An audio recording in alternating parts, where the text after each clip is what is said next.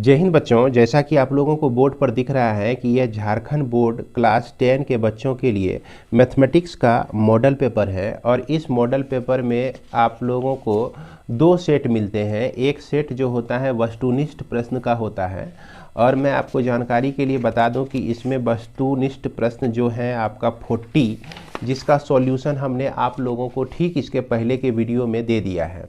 उम्मीद करते हैं कि उसे आप लोग देख लिए होंगे। आज जो है हम लोग शुरू करने जा रहे हैं इसके सब्जेक्टिव क्वेश्चन के आंसर को, यानी कि याद ध्यान से देख लीजिए। यह आपका मॉडल प्रश्न पत्र है। यह आपका 2023 ईयर के लिए है आपका, जैसा कि यहाँ पर दिख रहे हैं 22 और 23 सेशन के बच्चों के लिए है। इसमें 40 मार्क्स रहेगा। वर्ग 10 के लिए यह गणित है और इसमें 1.5 घंटे का समय आपको मिलेगा और इसी 1.5 घंटे में आपको जो सब कुछ करना है। तो यहाँ पर देख लीजिए कि यहाँ सबसे पहला प्रश्न को हम लोग उठाते हैं और इसमें सेक्शन ए में जो है हर एक क्वेश्चन आपका 2 मार्क्स का है। तो सबसे पहला नंबर का क्वेश्चन जो है आपका दिया गया है, क्या इसमें HCF आपको दिया गया है। ध्यान दीजिएगा कि HCF आपका दिया गया है किसका 657 और आपका 306 का 9 दिया गया है और LCM आपको निकालना है इस दोनों का ही। तो हम लोग जानते हैं कि नंबर का जो प्रोडक्ट होता है HCF और LCM का प्रोडक्ट के बराबर होता है। LCM के प्रोडक्ट के बराबर होता है। यही 2 नंबर है, यहाँ पर यही 2 नंबर हैं। आप देख रहे हैं A का वैल्यू 657 है, B का वैल्यू 306 है आपका। तो इसमें हमको निकालना है LCM। तो LCM जो हो जाएगा आपका इस दोनों नंबर का, किसका 657 और उसके बाद 306 का, ये आपका हो जाएगा A into B by HCF of इसी दोनों नंबर का, कहने का मतलब 657 और 306 का। तो यहाँ पर A का वैल्यू जो है 657 है और 306 है B का वैल्यू, और इसको आप 9 से डिवाइड कर दीजिए। 9 तिया 27 होता है और 9 चौके 36, यानी 657 गुना 34 आपका आ गया। इसको मल्टीप्लाई कर दीजिए, है ना, 34 से। 7 चौके 28, 2 हो गया, 4 पंचे 20, 2 22 हो गया, 6 चौके 24, 24 25 26, है ना। अब फिर उसके बाद 3 से 7 21 हो गया, 5 तिया 15, 16 17, 1 6 तिया 18, 1 19, 8 3 6 6 12, 1 13 के 3 9 10 11 12 और ये आपका 2, यानी कि 2 2 3 और यह 8 जो है आपका क्या हो जाएगा, LCM हो जाएगा। यही आपका हो जाएगा आंसर हो जाएगा। इसके बाद हमारा क्वेश्चन नंबर 2। तो क्वेश्चन नंबर 2 में आप जैसा कि देख सकते हैं यहाँ पर आपको दिया गया है कि वह द्विघात बहुपद ज्ञात कीजिए जिसके शून्यकों का योग और गुणनफल जो है 4 1 दिया गया है।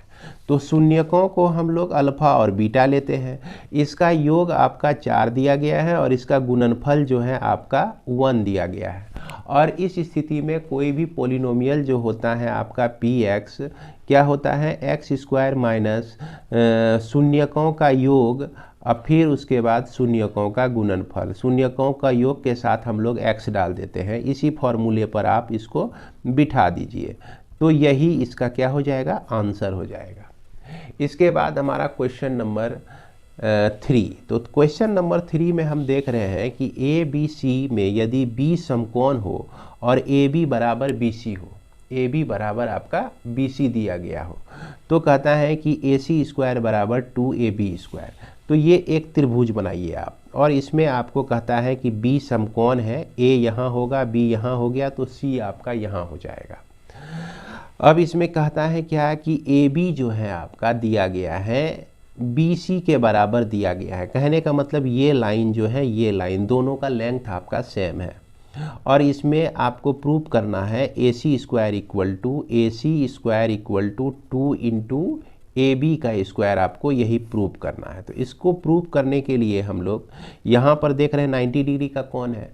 तो ये आपका कैसा त्रिभुज है, समकोण त्रिभुज है। कैसा भैया है, समकोण त्रिभुज है। तो समकोण त्रिभुज ABC में, है ना, तो इसमें हम पाइथागोरस थ्योरम को यूज कर सकते हैं, पाइथागोरस प्रमेय से। तो पाइथागोरस प्रमेय से हम लोग जानते हैं कि कर्ण का स्क्वायर यानी कि AC का स्क्वायर जो होता है, लंब का स्क्वायर जोड़ आपका आधार का स्क्वायर। लेकिन हम क्या देख रहे हैं कि AC इक्वल टू BC दिया गया है, यानी कि BC के जगह पर हम AB को रख सकते हैं। माफ करेंगे, क्या है, AB इक्वल टू BC दिया गया है, तो BC जो है आप देख रहे हैं, इसके जगह पर आप AC को रख सकते हैं, AB को रख सकते हैं। तो यहाँ पर AC square equal to AB square plus AB square लिख सकते हैं, और बगल में कारण दे सकते हैं कि सिंस AB जो है आपका किसके बराबर है, BC के बराबर है। तो अब क्या करना है, अब बचा ही क्या, AC स्क्वायर इक्वल टू 2 बार AB स्क्वायर हो गया, तो 2 इंटू AB का स्क्वायर लिख देंगे, और इसको लिख देंगे कि यही हमको क्या करना था, प्रूव्ड करना था। तो उम्मीद करते हैं कि इसको आप लोग समझ गए होंगे। इसके बाद हमारा क्वेश्चन नंबर 4। तो क्वेश्चन नंबर 4 में हम क्या देख रहे हैं कि यहाँ पर आपका दिया गया है AB और -A -B के बीच का डिस्टेंस आपको निकालना है ना। तो ये AB जो है डिस्टेंस फॉर्मूला से हम लोग क्या जानते हैं, x2 - x1 का whole square plus y2 - y1 का होल स्क्वायर जानते हैं। इसमें हम लोग क्या करेंगे, एक को x1 y1 मान लेंगे और एक को हम लोग x2 y2 मान लेंगे।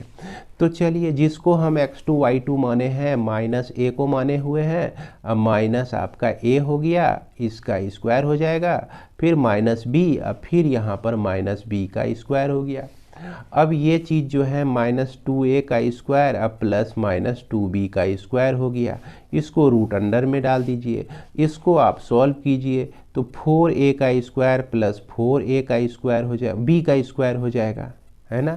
तो यहाँ पर 4 अगर कॉमन ले लेते हैं, A square plus B square root के अंदर में, अब 4 जब बाहर आएगा तो यहाँ पर 2 हो जाएगा, A square plus B square हो जाएगा, क्योंकि 4 का स्क्वायर रूट जो होता है आपका 2 होता है। तो यही हमारा क्या हो जाएगा, आंसर हो जाएगा। इसके बाद हमारा क्वेश्चन नंबर 5। तो क्वेश्चन नंबर 5 में आप देख सकते हैं कि यहाँ पर आपको निकालना है कि इसका मान 2 tan square 45 degree, 2 tan square 45 degree plus sine square 30 degree और माइनस कॉस स्क्वायर 60 डिग्री। अब याद कीजिए आप कि साइन tan 45 का वैल्यू कितना होता है, तो tan 45 का वैल्यू 1 होता है, तो 1 का स्क्वायर हो गया, और साइन 30 का वैल्यू 1/2 होता है, तो 1/2 का स्क्वायर हो गया, और cos 60 का भी वैल्यू 1/2 होता है, तो 1/2 का स्क्वायर हो गया। अब देखिए, ये दोनों जो है सेम है, आपका कट जाएगा, बच गया 1 का स्क्वायर, 2 × 1 यानी कि सिर्फ 2 इसका क्या हो जाएगा, आंसर हो जाएगा। तो उम्मीद करते हैं कि आप इसे ठीक तरह से समझ गए होंगे। अब इसके बाद हम लोग चलते हैं क्वेश्चन नंबर 6 पे। तो क्वेश्चन नंबर 6 में क्या कह रहा है, क्वेश्चन नंबर 6 में क्या कह रहा है कि सिद्ध करें कि बाह्य बिंदु से वृत्त पर खींची गई स्पर्श रेखाओं की लंबाइयाँ जो होती हैं बराबर होती है। तो क्या कहा ये कि बाह्य बिंदु से खींची गई स्पर्श रेखाएं, तो ये वृत्त हो गया, इस पर हमने कोई बाह्य बिंदु से स्पर्श रेखा हमने खींच दिया है, P कोई पॉइंट हो गया, ये स्पर्श रेखा AP, ये स्पर्श रेखा BP। तो माना यहाँ लिखेंगे कि P कोई बाह्य बिंदु है, कोई बाह्य बिंदु है ना।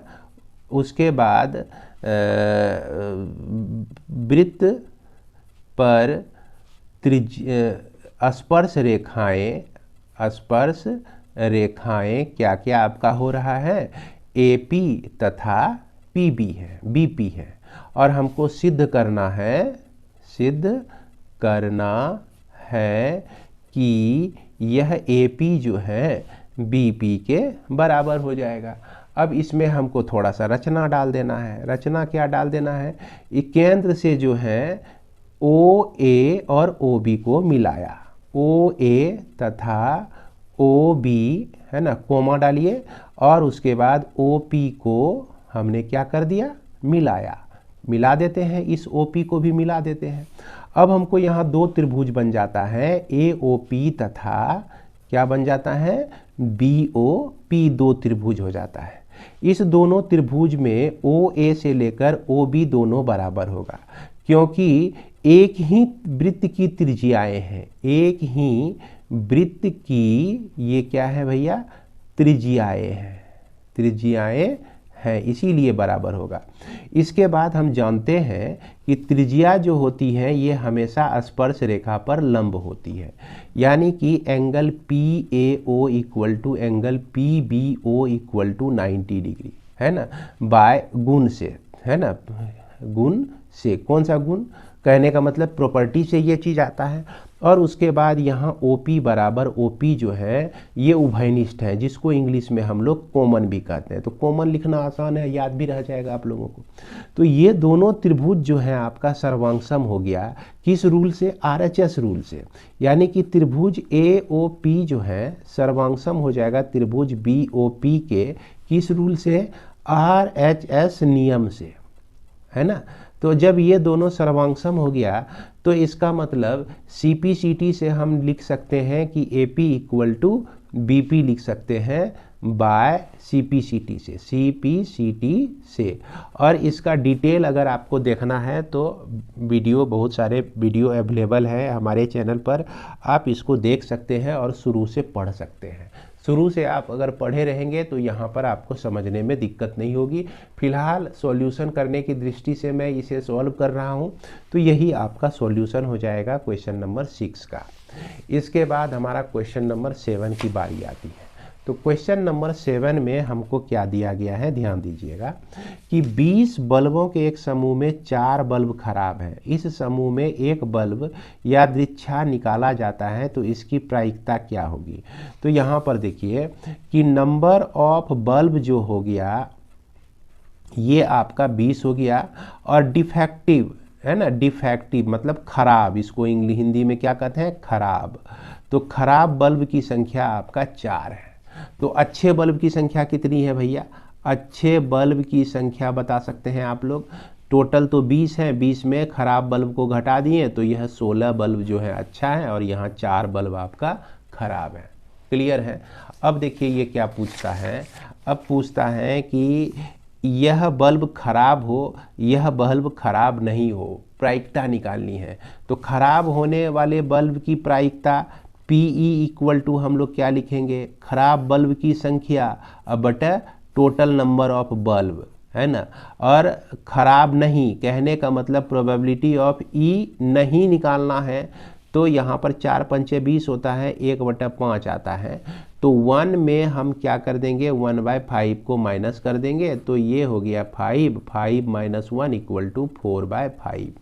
तो यह जो खराब बल्ब नहीं है इसकी प्रायिकता कितनी है, 4/5 हो जाएगी। यही आपका आंसर हो जाएगा, 1/5 और ये दूसरे का 4/5। दूसरा कहने का मतलब B नंबर का 4/5 और A नंबर का जो आंसर हो जाएगा 1/5 हो जाएगा।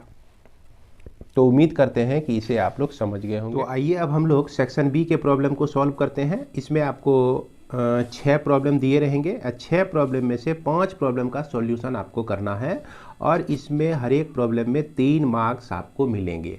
तो आइए हम लोग देखते हैं, हर एक प्रॉब्लम का सॉल्यूशन हम लोग देखेंगे। यहाँ पर सबसे पहला नंबर यानी कि सेक्शन B का क्वेश्चन नंबर 8 यहाँ कह रहा है कि दर्शाइए कि एक धनात्मक विषम पूर्णांक 4q + 1 4q + 3 का रूप होता है जहाँ q एक पूर्णांक है।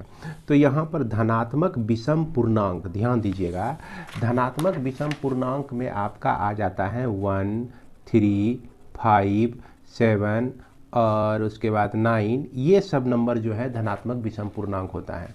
तो ये सभी नंबर को हम लोग 4 × 0 + 1 लिख सकते हैं।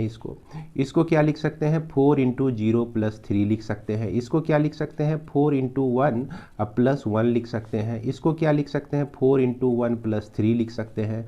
इसको क्या लिख सकते हैं, 4 × 2 + 1 लिख सकते हैं। तो यहाँ पर आप देख रहे हैं कि हमेशा जो है 4q + 1 या नहीं तो 4q + 3 का रूप होता है इस विषम पूर्णांक का, धनात्मक विषम पूर्णांक का रूप जो होता है ये होता है, और इसी चीज़ को प्रूव करना है। तो इसको हम लोग कैसे प्रूव करते हैं, यहाँ ध्यान से देखना है आपको। तो यहाँ पर हम लोग माना कि, है ना, A कोई पूर्णांक है। अभी हम लोग जो है इसको विषम या सम नहीं मानते हैं, पूर्णांक है। ओके, अब क्या करते हैं कि जब a को 4 से भाग दिया जाता है,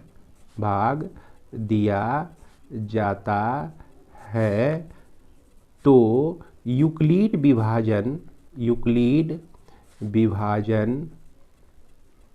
प्रमेयिका के आधार पर हम लिख सकते हैं कि यह a equal to 4q plus r लिख सकते हैं। और जहां पर यह r जो है आपका, r का जो वैल्यू हो सकता है या तो 0 हो सकता है, या तो 1 हो सकता है, या तो 2 हो सकता है, या तो 3 हो सकता है। आप लोग को ये पहले से ही बताया गया होगा कि r का वैल्यू जो है इस तरह से हमारा होता है, अगर 4 से हम भाग देते हैं, 4 से हम विभाजित करते हैं, और q जो है यहाँ पर आपका क्या होता है, भागफल होता है। तो यूक्लिड विभाजन प्रमेय का इसी तरह से हम लोग लिखते हैं। तो अब क्या हो गया कि यह जो a है आपका, यह 4q प्लस 0 का रूप भी हो सकता है, a जो है आपका 4q प्लस 1 का रूप भी हो सकता है, 1 भी इसका आ सकता है आपका शेषफल। a जो होता है 4q प्लस 2 के रूप में भी हो सकता है, तो 2 भी इसका शेषफल आ सकता है। a जो है आपका 4q प्लस 3 के रूप में हो सकता है। लेकिन यहाँ पर हम देख रहे हैं कि ये इसमें जो है एक फैक्टर है, 2 इंटू 2q लिख सकते हैं, जिसका 2 फैक्टर आ जाए वह जो होती है सम संख्या होती है। उसके बाद इसमें देखते हैं कि 2 फैक्टर नहीं आ सकता है, तो यह आपका विषम संख्या हो गया, ये आपका सम संख्या हो गया, क्योंकि इसमें 2 आपका कॉमन आ जाएगा। जैसे 2 हम कॉमन लेंगे तो 2q प्लस 1 हो जाएगा। 2 इसका एक फैक्टर है यानी गुणनखंड है, इसीलिए यह सम संख्या, और उसके बाद यह विषम संख्या। तो यहाँ पर हम लोग क्या देखते हैं कि a विषम के कंडीशन, a जब विषम कब हो सकता है, जबकि 4q प्लस 1 का रूप हो, ये 4q प्लस 3 का रूप हो, और a जो है सम तभी होगा जब इस रूप में हो या इस रूप में हो। तो यहाँ पर अंत में हमको लिख देना होगा। अतः चूँकि आपका a जो है विषम धन पूर्णांक है। कैसा पूर्णांक है? विषम धन पूर्णांक है। और यहाँ पर जो है 4q प्लस 1 तथा 4q प्लस 3 जो कि विषम है। कैसा है भैया? विषम है। और इसलिए हम लोग अंत में लिख देंगे कि अतः किसी भी विषम धन पूर्णांक को 4q प्लस 1 या 4q प्लस 3 के रूप में लिखा जा सकता है। यही हो गया, यह प्रमाणित हो गया है ना। इस तरह से हम लोग इसको बना लेंगे। इसके बाद क्वेश्चन नंबर 9। तो क्वेश्चन नंबर 9 में हमारा क्या दिया गया है कि आपको समीकरण का युग्म 2x minus Y equal to 2 और यह 4x minus Y equal to 4 का ग्राफीय विधि से हल करना है। तो यहाँ पर 2x minus Y equal to 2 दिया गया है, और यह 4x minus Y equal to आपका 4 दिया गया है। यही दिया गया है, इसको ग्राफीय विधि से हल करना है। तो ग्राफीय विधि से हल करने में क्या होता है कि पहला समीकरण हम लोग लिए 2x minus Y equal to 2। इससे क्या करेंगे, x और y का वैल्यू निकालेंगे हम लोग। x का वैल्यू निकालने के लिए थोड़ा सा इसको हम लोग सॉल्व कर लेते हैं। जैसे यहाँ पर 2x रहने दिए और 2 को लेफ्ट साइड लेके चले आए, तो यह -2 हो जाएगा इक्वल टू y, यानी कि y equal to 2x minus 2 हो जाएगा। अब यहाँ x का वैल्यू हम लोग 0 रखते हैं, एक बार 1 रखते हैं, एक बार 2 रखते हैं। तो x का वैल्यू जो है आपका 0 रखने से y का value 2 into 0 minus 2 equal to -2 मिलता है। उसके बाद x का वैल्यू हमारा 1 रखने से y का वैल्यू 2 इंटू 1 माइनस 2 मिलता है जो कि 0 हो जाएगा। उसके बाद x का वैल्यू 2 रखने से y का वैल्यू जो है इस समीकरण से 2 इंटू 2 माइनस 2 इक्वल टू 2 मिलता है, तो ये आपका 2 हो गया।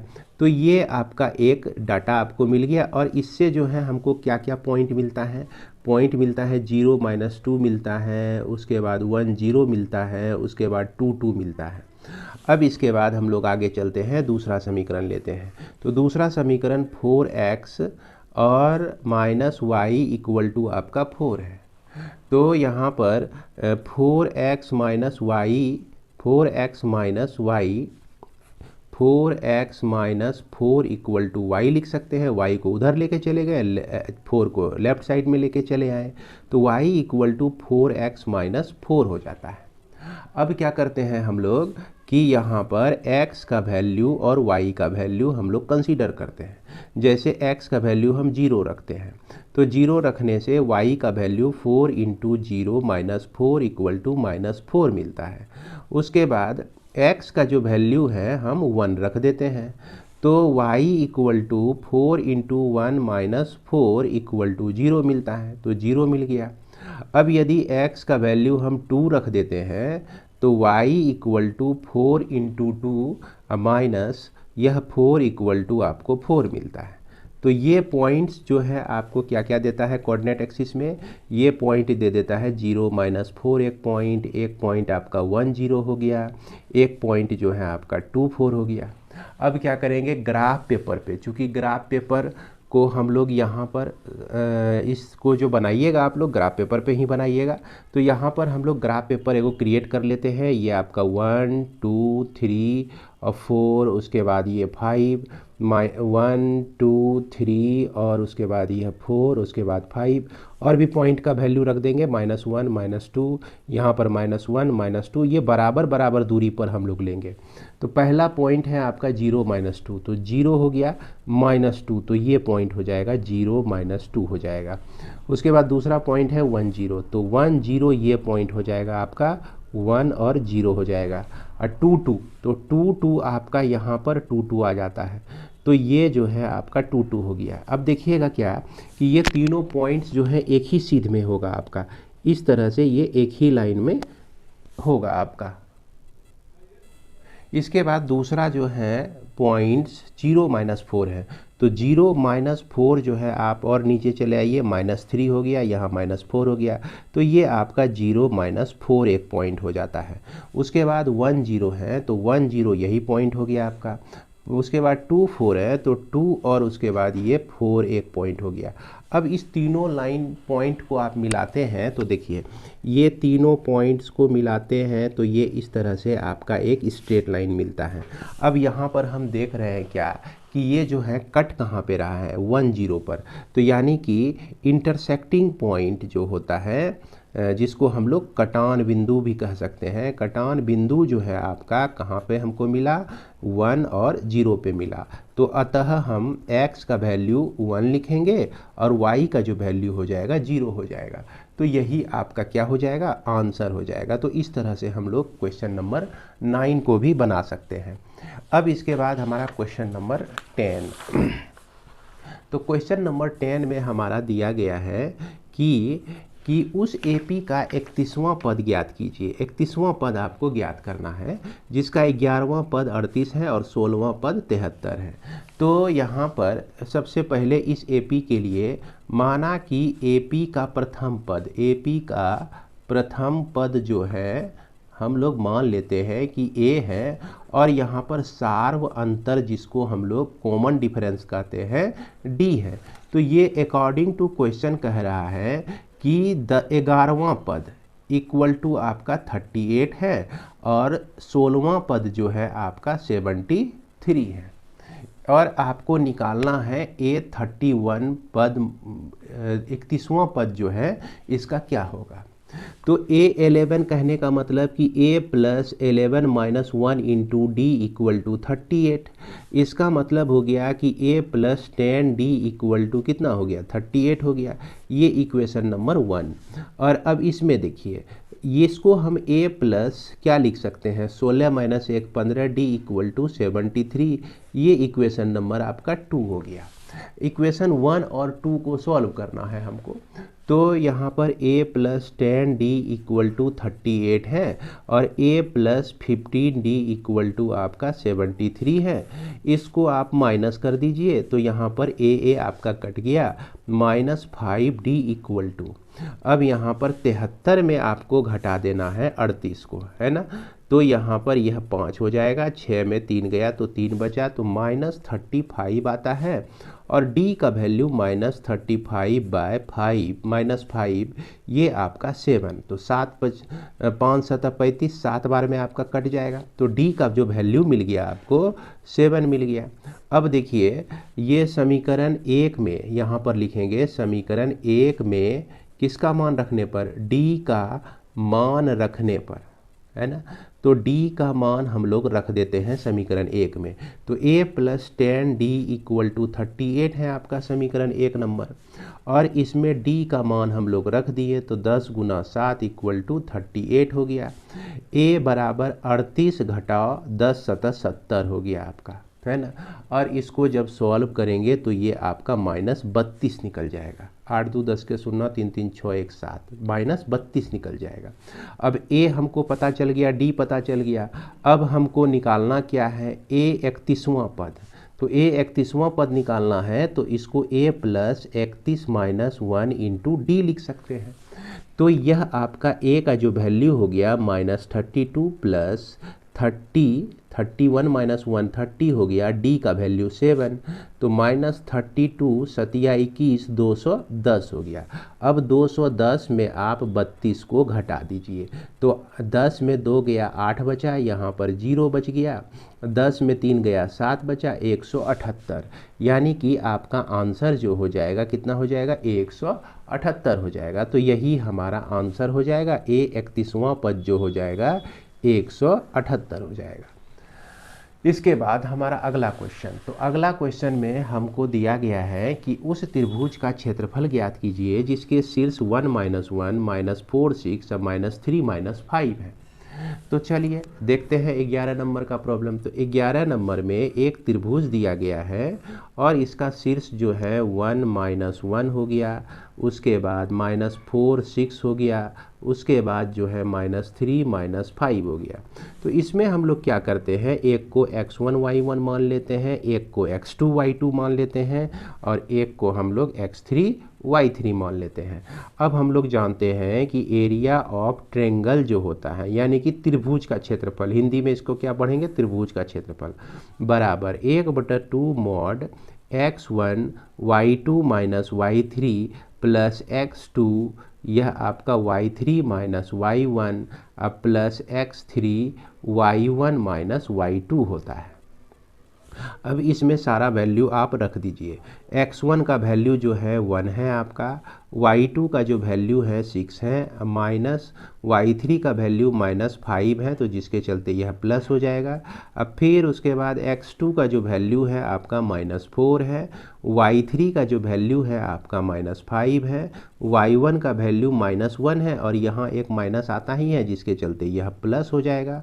अब फिर उसके बाद x3 का जो वैल्यू है देख रहे हैं -3 है आपका, और y1 का जो वैल्यू है आपका -1 है और y2 का जो वैल्यू है आपका 6 है। तो इस तरह से सारे वैल्यू को हम लोग बिठा देंगे और इसको सॉल्व कर देंगे। तो यहाँ पर 1/2 हो गया, उसके बाद 6 5 11 होता है और -4 गुना -4 -4 -5 जोड़ 1 जो है -4 दे देगा ये। अब -4 गुना -4 करेंगे तो 4 चौके 16 हो जाएगा। यहाँ पर देखिए -1 है और -6 है तो -7 सतिया 21 जो कि +21 ही हो जाएगा। अब ये 1/2 तो हुआ ही, 6 1 7 1 8, इसको ऐड कर देंगे 8 हो गया, 2 1 3 1 4 हो गया, 48 हो गया। यहाँ यह कट गया 24 टाइम्स में, तो 24 स्क्वायर यूनिट हो जाएगा, है ना, इसका एरिया हो जाएगा। इस ट्रेंगल का जो एरिया हो जाएगा कितना हो जाएगा, 24 स्क्वायर यूनिट हो जाएगा। इसके बाद हमारा क्वेश्चन नंबर 12 में देखिए आपका यही चीज़ दिया गया है, इसको प्रूव करना है। तो यहाँ पर हमारा दिया गया है sine A plus cosec A का होल स्क्वायर, अब फिर उसके बाद plus cos A plus sec A का होल स्क्वायर आपको दिया गया है, जिसको प्रूव करना है 7 + 10 square A plus cot square ए, ये प्रूव करना है। तो भैया यही है आपका LHS, यही है LHS, इसको आप पहले उतार लेंगे, है कि नहीं। हम यहाँ थोड़ा सा कंजूसी कर रहे हैं, इसको नहीं उतार रहे, एक बार फिर से आप यहाँ उतार लीजिएगा। अब यहाँ पर हमको कुछ नहीं करना है, यहाँ पर जो है a + b का होल स्क्वायर का फॉर्मूला इसमें लगा देना है। तो यह आपका sine square A plus cosec square A हो जाएगा, अब plus 2 × sine A × cosec A हो जाएगा, ठीक ना। अब फिर उसके बाद cos square A plus sec square A हो जाएगा, अब प्लस 2 × कॉस ए × सेक ए हो जाएगा। अब ये चीज़ जो देख रहे हैं ना, ये दोनों चीज़ मिलके 1 होता है। कैसे 1 होता है, ध्यान दीजिए कि साइन ए है आपका, ऐसे भी फॉर्मूला डायरेक्ट होता है, और कॉसेक ए को हम लोग 1 को साइन ए लिख सकते हैं। तो साइन ए कैंसिल हो गया, इस तरह से आपका सिर्फ बच गया 1। उसी तरह से यहाँ भी आपका 1 हो जाएगा। अब इसमें हम लोग क्या करते हैं, साइन स्क्वायर ए कॉस स्क्वायर ए को एक jगह ले लेते हैं, साइन स्क्वायर ए कॉस स्क्वायर ए को एक जगह ले लिए।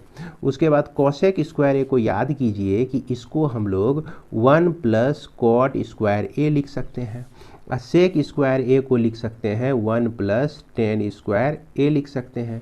इससे हमको मिला 2 और इससे भी हमको मिला 2। अब देखिए कि sign square A plus cos square ए जो होता है 1 होता है, तो यहाँ 1 + 1 + 2 + 2, तो ये आपका 6 हो गया। अब फिर उसके बाद कॉट स्क्वायर ए बचा इसमें, अब फिर उसके बाद tan स्क्वायर ए आपका यहाँ पर बचता है। अब इस दोनों को मिला दीजिए तो 7 हो जाएगा, तो 7 + tan स्क्वायर ए बच गया आपका, अब प्लस कॉट स्क्वायर आपका ए बच गया। यही चीज़ हमको यहाँ पर प्रूव्ड करना था, तो यही चीज़ हो गया आपका प्रूव्ड। तो उम्मीद करते हैं कि इसे इसके बाद हमारा क्वेश्चन नंबर 13। तो 13 में देखिए क्या कह रहा है कि 6 सेंटीमीटर त्रिज्या का एक वृत्त खींचिए, केंद्र से 10 सेंटीमीटर दूर स्थित एक बिंदु से वृत्त पर स्पर्श रेखा युग्म की रचना कीजिए। तो ये जो है आपका कंस्ट्रक्शन का प्रॉब्लम है। तो क्या है भैया, ये कंस्ट्रक्शन का प्रॉब्लम है। इसको बनाने के लिए ध्यान दीजिएगा, यह जो क्वेश्चन नंबर है आपका 13, तो 13 जो है रचना का प्रॉब्लम है, यानी कंस्ट्रक्शन है ना। और कंस्ट्रक्शन का प्रॉब्लम को हम लोग बनाने के लिए याद रखिए, इसको नोट हम यहाँ पर लिख दे रहे हैं कि ज्योमेट्री बॉक्स का हम लोग यूज करते हैं, ज्योमेट्री बॉक्स का यूज करेंगे। और इस कंस्ट्रक्शन को जो बनाएंगे पेंसिल और डिवाइडर से बनाएंगे, है ना, पेंसिल का यूज करें, है ना, पेंसिल का यूज करें, पेंसिल से बनावे। लेकिन मैं यहाँ पर आप लोगों को पेन से ही समझा रहा हूँ, आप घर में पेंसिल से ही बनाने की कोशिश कीजिएगा। तो यहाँ पर यह जो आपका क्वेश्चन है 6 सेंटीमीटर त्रिज्या वाला एक वृत्त खींचना है आपको। तो आपको मालूम ही होगा कि 6 सेंटीमीटर त्रिज्या वाला हम लोग वृत्त खींचने के लिए डिवाइडर का उपयोग करेंगे और 6 सेंटीमीटर का स्केल पर मेजर करेंगे और एक जो है हम लोग वृत्त खींच देंगे 6 सेंटीमीटर त्रिज्या वाली। उसके बाद इसके केंद्र से 10 सेंटीमीटर की दूरी पर, तो यहाँ से 10 सेंटीमीटर की दूरी पर एक बिंदु कोई P है, यहाँ से आपको टेंजेंट खींचना है इस वृत्त पर। तो इसके लिए हम लोग क्या करते हैं कि यह OP का मध्य बिंदु चूज करते हैं। हम लोग कहाँ लेते हैं, OP का मध्य बिंदु। तो मध्य बिंदु कहने का मतलब कि यहाँ क्या करते हैं, आधे से अधिक लेके इस तरह से आर्क काटते हैं, फिर इधर आधे से अधिक लेकर हम लोग इस तरह से चाप काटते हैं, और इसको जब हम लोग मिला देते हैं तो जहाँ पर यह कटिंग पॉइंट होता है वही मध्य बिंदु मिलता है। अब इसको केंद्र मानकर और इसको त्रिज्या मानकर, तो ध्यान दीजिएगा, इसको हम लोग क्या करते हैं, इसको केंद्र मानते हैं और इसको हम लोग त्रिज्या मानकर, यानी कि डिवाइडर का नुकीला भाग जो है यहाँ रखते हैं और पेंसिल को यहाँ रखकर हम लोग एक वृत्त खींच देते हैं। क्या करते हैं, एक वृत्त खींचते हैं, इससे O और P से होकर यह जाए, इस तरह से वृत्त खींचते हैं। अब ये वृत्त जहाँ कट रहा है उस पॉइंट को इस पॉइंट से मिला दीजिए, आपका यही टेंजेंट हो गया। उस पॉइंट को इस पॉइंट से मिला दीजिए, आपका यही आपका टेंजेंट हो जाएगा। तो उम्मीद करते हैं कि आप लोग इसे पेंसिल से ही बनाएंगे, ज्योमेट्री बॉक्स का ही उपयोग करेंगे।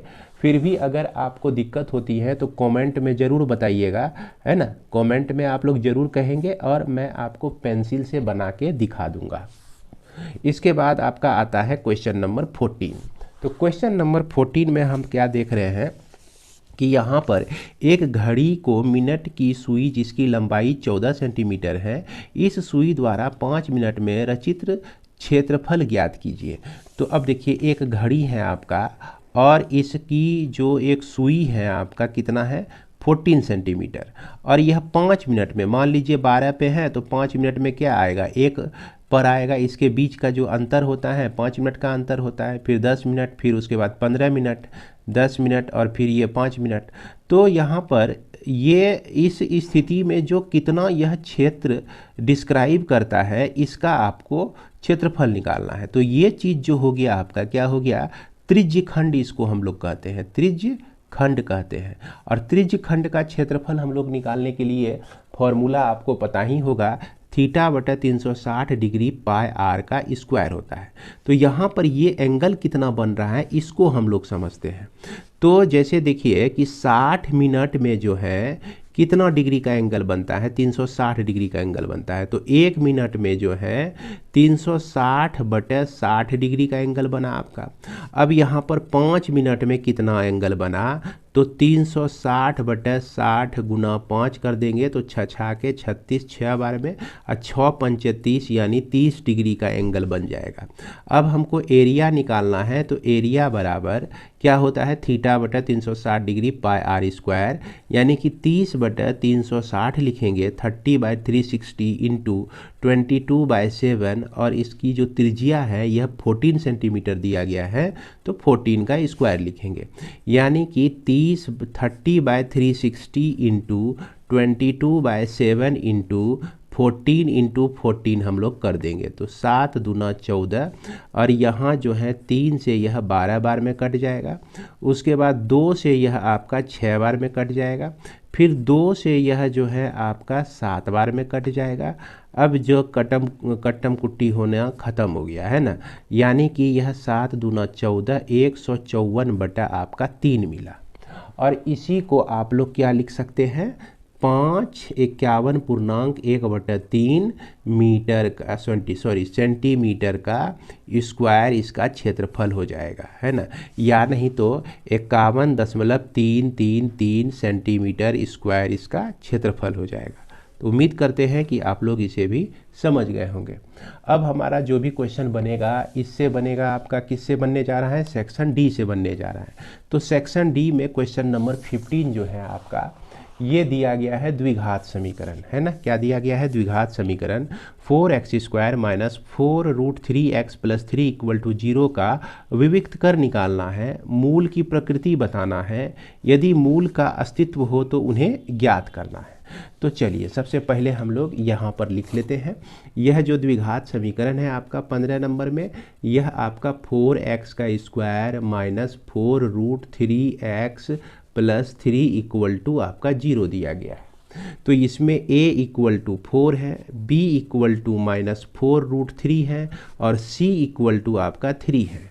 अब विविक्त कर d = b² - 4ac होता है, तो -4√3 का यह आपका स्क्वायर हो गया, 4 × 4 × 3 हो गया। तो यहाँ पर 4 चौके 16, 16 48 हो जाएगा। अब -4 चौके 16, 16 48, तो ये आपका 0 आ गया। तो 0 के कंडीशन में d का वैल्यू जब 0 होता है तो मूल आपका कैसा होता है, मूल जो होता है वास्तविक और जो है समान होता है, और समान होगा। तो अब यह जो वास्तविक और समान होगा क्या क्या होगा, इसको हम लोग निकालेंगे। तो इसको निकालने के लिए फॉर्मूला है x = -b ± √d/2a है। तो माइनस बी, तो बी का जो वैल्यू है देख लीजिए -4√3 है, तो -4√3 हो गया, प्लस माइनस रूट आपका 0 हो जाएगा। डी का वैल्यू जो है आपका 0 निकला हुआ है। अब बाय 2 इंटू ए का जो वैल्यू है आपका यहाँ 4 निकला हुआ है। तो इसको सॉल्व कर दीजिए, तो 4√3 बाय आपका 8 हो गया, 4 2 जा 8 यानी कि √3 बाय आपका 2 निकलता है। यानी कि यहाँ पर जो इसका रूट्स हो जाएगा, मूल जो हो जाएगा, पहला भी √3/2 हो जाएगा और दूसरा भी जो है आपका √3/2 हो जाएगा। तो इस तरह से ये हमको सॉल्यूशन यहाँ पर मिल जाता है। इसके बाद हमारा क्वेश्चन नंबर 16। तो क्वेश्चन नंबर 16 में देखिए क्या कह रहा है कि सिद्ध कीजिए कि किसी त्रिभुज की एक भुजा के समांतर अन्य दो भुजाओं को भिन्न भिन्न बिंदुओं पर प्रतिच्छेद करने वाली रेखा उन्हें समान अनुपात में विभाजित करती है। ये आपका 16 नंबर जो है यह आपका थेल्स प्रमेय है। क्या कौन सा प्रमेय है? थेल्स प्रमेय है। तो इस प्रमेय को हम लोग को सिद्ध करना है। तो यहाँ देखिए कि यह इसके लिए हम लोग क्या, ये जो स्टेटमेंट कहता है कि किसी भी त्रिभुज में है ना, उसके बाद एक समांतर रेखा जो किसी रेखा के समांतर एक रेखा लेते हैं जो अन्य दो भुजाओं को भिन्न भिन्न बिंदुओं पर काटती है। तो ये ए बी सी हो गया, ये जो है पी पर काटा और यहाँ जो है क्यू पर काटा। तो कहता है कि इसकी जो रेखाएं जिसे काटती हैं तो ये समान अनुपात में होती है, यही सिद्ध करना है। तो क्या क्या दिया गया है इसमें? माना कि ए बी सी जो है एक त्रिभुज है आपका, इसको लिखेंगे हम लोग इस तरह से, त्रिभुज है, और जिसमें जो है, जिसमें आपका यह पी क्यू जो है भुजा बी सी के समांतर है। किसके समांतर है? बी सी के समांतर है। तो हमको क्या सिद्ध करना है? तो सिद्ध करना है कि यह आपका ए पी बटा पी बी बराबर ए क्यू बटा आपका हो जाएगा क्यू सी, यही सिद्ध हमको करना है।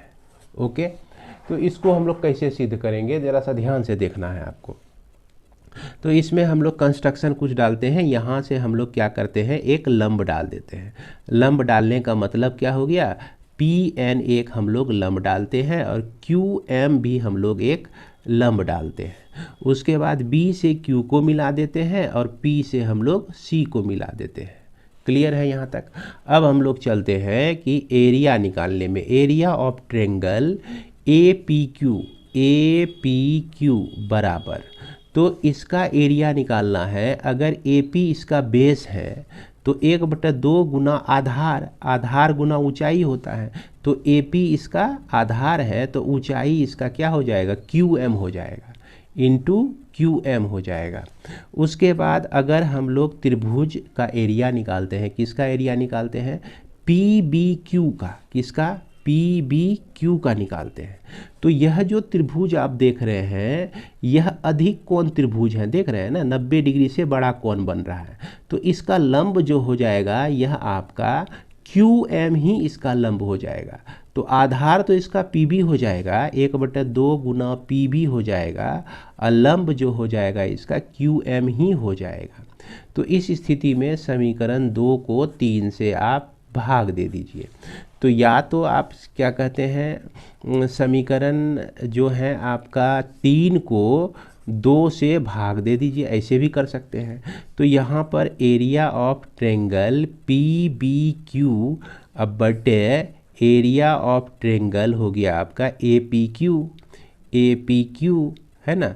तो यहाँ पर 1/2 गुना पी बी आपका ऊपर चला गया और क्यू एम यह जो है ऊपर आ गया, और ये चीज़ जो है आपका नीचे आ गया, A P into Q M.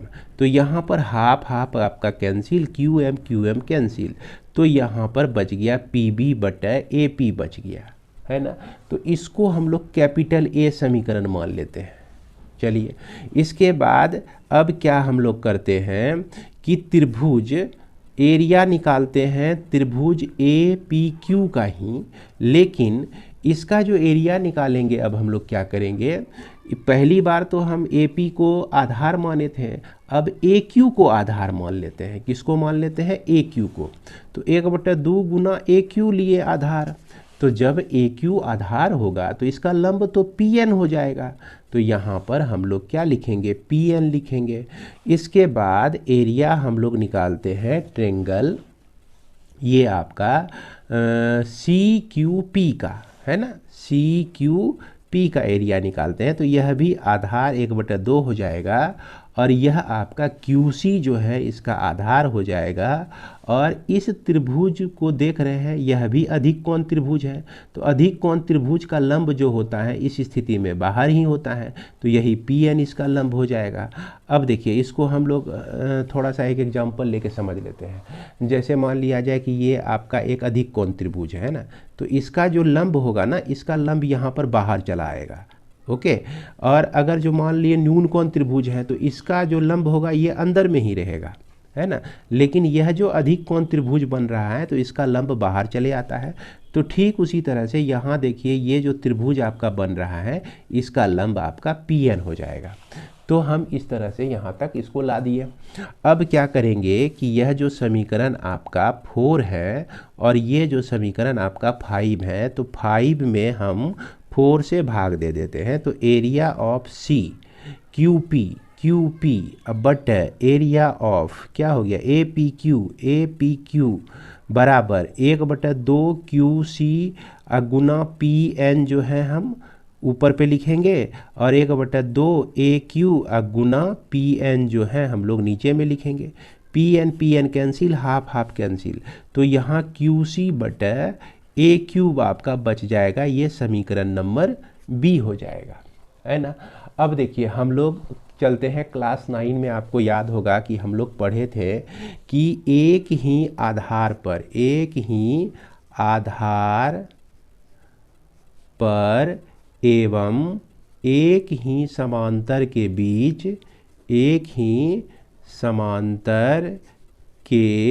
बीच त्रिभुजों का क्षेत्रफल जो होता है बराबर होता है। यहाँ पर देखिए कैसे, तो ये हो गया आपका क्या कहते हैं एगो आधार PQ। इसी PQ को लेकर यह आपका ट्रेंगल PQB भी बन रहा है और इसी PQ को लेकर आपका यहाँ पर ट्रेंगल PQC भी बन रहा है और ये दोनों लाइन आपका पैरेलल है। तो एक ही आधार पर दो त्रिभुज आपका बन रहा है और दोनों जो है पैरेलल के बीच में है, तो इसलिए हम इस त्रिभुज को और इस त्रिभुज को जो है बराबर कह सकते हैं। तो इसका मतलब क्या हो गया कि एरिया ऑफ ट्रेंगल PBQ बराबर एरिया ऑफ ट्रेंगल CQP हो जाएगा, है ना। अब क्या किए हम इसमें करेंगे क्या कि दोनों तरफ जो है एरिया ऑफ ट्रेंगल APQ से भाग देने पर, क्या देने पर? भाग देने पर।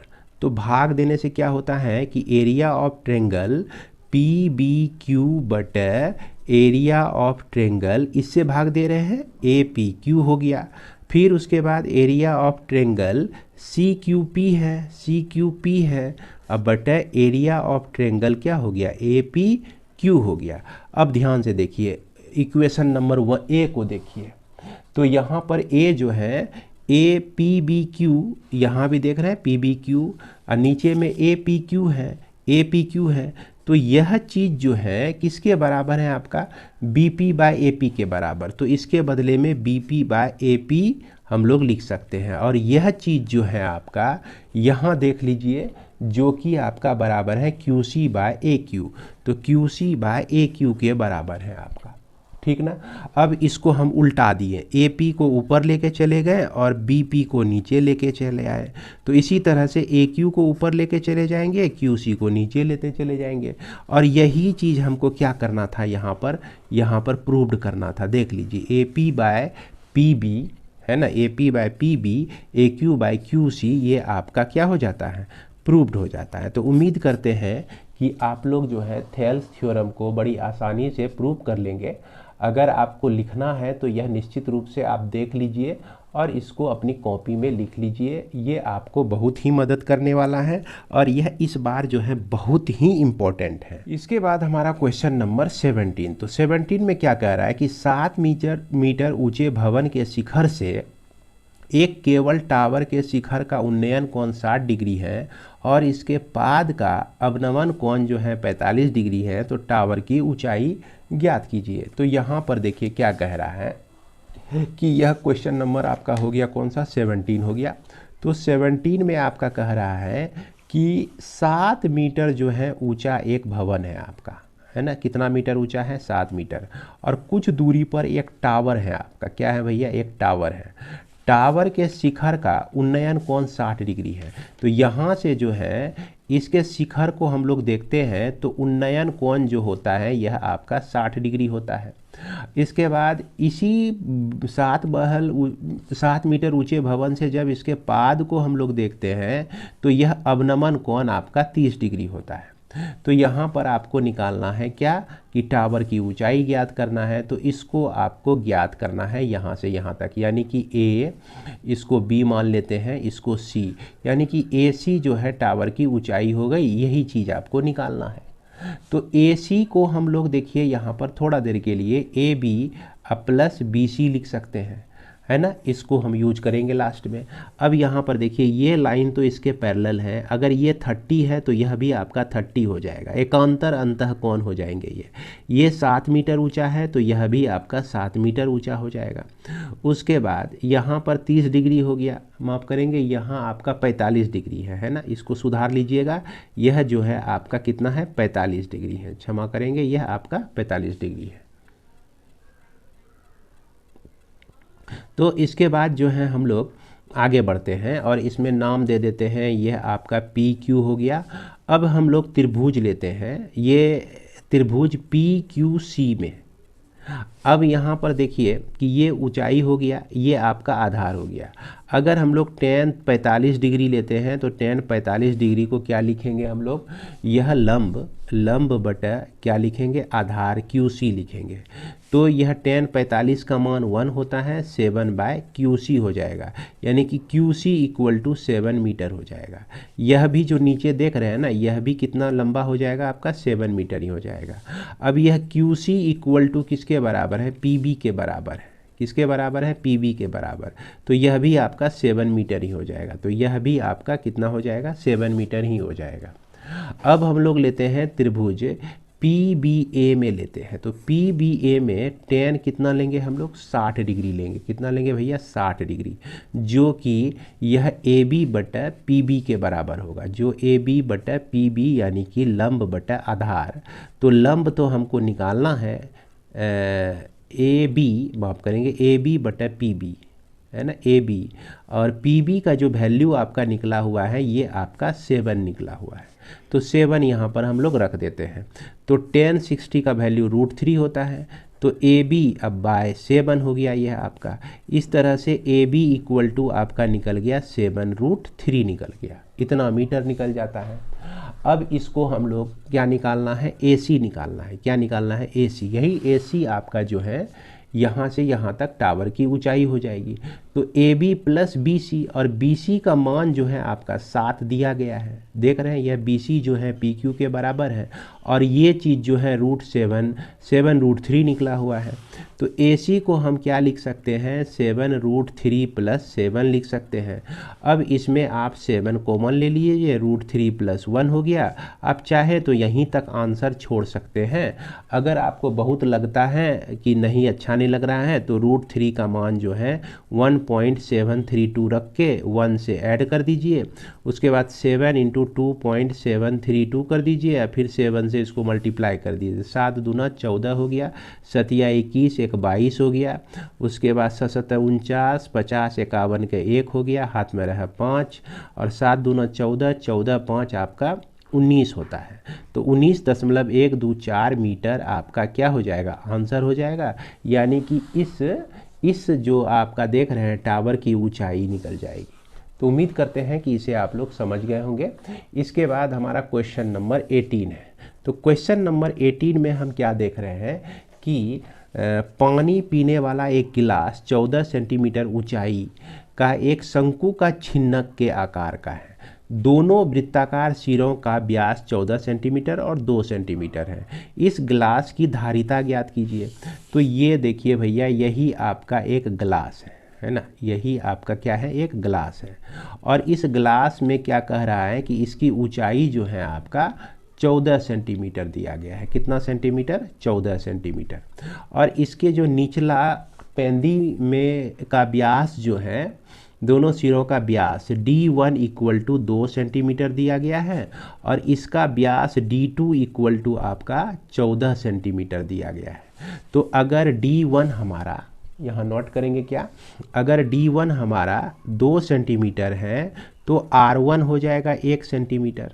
अगर D2 हमारा 14 सेंटीमीटर है तो यह R2 हो जाएगा आपका 7 सेंटीमीटर। इसका आधा होता है आपका रेडियस। अब हमको यहाँ ऊंचाई जो है 14 सेंटीमीटर दिया गया है। शंकु के छिन्नक का आयतन, शंकु के छिन्नक का आयतन जो होता है, याद कीजिए क्या फॉर्मूला आपको लिखाया गया था क्लास में। तो यह 1/3 पाई R1 का स्क्वायर प्लस R2 का square plus R1 into R2 into H होता है। तो ये आपका 1/3 इंटू 22/7 हो गया। 1 का स्क्वायर प्लस 7 का स्क्वायर, 1 का स्क्वायर प्लस 7 का स्क्वायर, अब प्लस 1 इंटू 7, और ये आपका 14 है ना। 14H ऊंचाई इसका क्या है, 14 है। तो 7 दूना 14 दो बार में कट जाता है आपका। यह आपका 44/3 हो गया। 22 गुना 2 44/3। 1 का स्क्वायर 1 हुआ, 7 का स्क्वायर 49 हुआ, अब फिर यहाँ 7 आपका हो गया। तो ये आपका 44/3 गुना 49 1 50 7 57 57 हो गया। अब 3 से यह कट जाएगा, 3 1 3 3 9 27, 9 के 36 के 6 36, 36 3 38 हो जाएगा। 36 37 38 39 है ना। तो यहाँ पर 396 सेंटीमीटर का क्यूब जो है इसका धारिता निकल जाएगा। तो उम्मीद करते हैं कि इसको आप लोग समझ गए होंगे। अब चाहे तो इसे लिख लीजिए कॉपी में बढ़िया तरीके से। अब हम लोग चलते हैं, लास्ट क्वेश्चन है ये आपका क्वेश्चन नंबर 19। अब क्वेश्चन नंबर 19 मॉडल सेट में बहुत हल्का सेट कर दिया गया है। यहाँ पर आपको माध्य निकालना है बच्चों। तो सबसे पहले जो वर्ग अंतराल होता है, ये वर्ग अंतराल जो है आपको लिख लेना है ना। ये आपका हॉरिजेंटल में है, पड़ा हुआ है, तो इसको खड़ा कर देना है। क्या करना है, इसको जगाना है। तो जगाएंगे कैसे, 100 माइनस 150 लिखें एक टेबल में। एक में हम 150 से लेकर कहाँ तक लिखेंगे, 200 तक लिखेंगे। अगले स्टेप में हम लोग 200 से लेकर कहाँ तक लिखेंगे, 250 तक लिखेंगे। उसके बाद यह 250 से लेकर आपका 300 हो जाएगा। उसके बाद यह 300 से लेकर कहाँ तक, 350 तक हो जाएगा। और इसकी जो फ्रीक्वेंसी दी गई है, ये आपका 4 है, 5 है, 12 है, 2 है और 2 है। यही चीज़ दिया गया है। अब इसके बाद हम लोग क्या करते हैं, क्लास मार्क निकालते हैं। क्या निकालते हैं, क्लास मार्क, जिसको XI से हम लोग डिनोट करते हैं। तो ये निकालने का क्या तरीका है कि दोनों को जोड़कर 2 से भाग दे दीजिए। तो 100 जोड़ 150 250 हुआ, और 250 में 2 से भाग दे देंगे तो यह आपका 125 आ जाएगा। फिर उसी तरह से दोनों को जोड़कर 2 से भाग दे दीजिए। तो यहाँ पर हम लोग क्या देख रहे हैं कि ये 350 हो जाएगा। 350 का आधा जो है 175 हो जाएगा।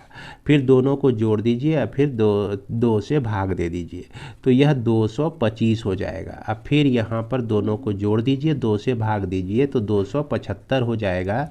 और यहाँ दोनों को जोड़िए, 2 से भाग दे दीजिए तो यह 325 हो जाएगा।